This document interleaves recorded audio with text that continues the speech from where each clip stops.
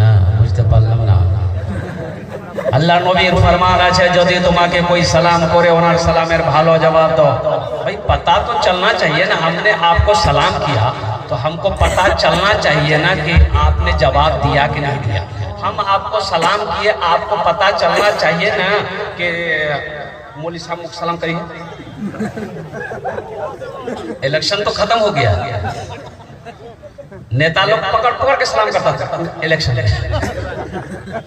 अब तो इलेक्शन है नहीं अल्हम्दुलिल्लाह।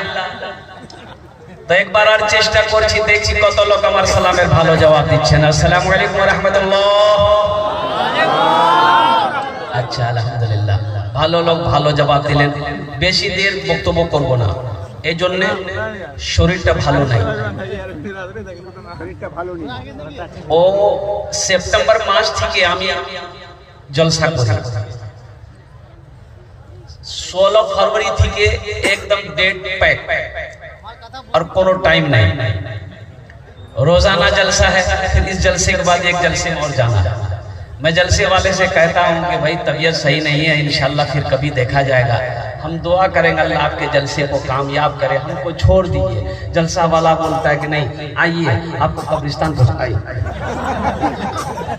जाना तो सबको है।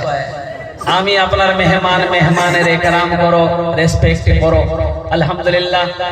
तो आप लोग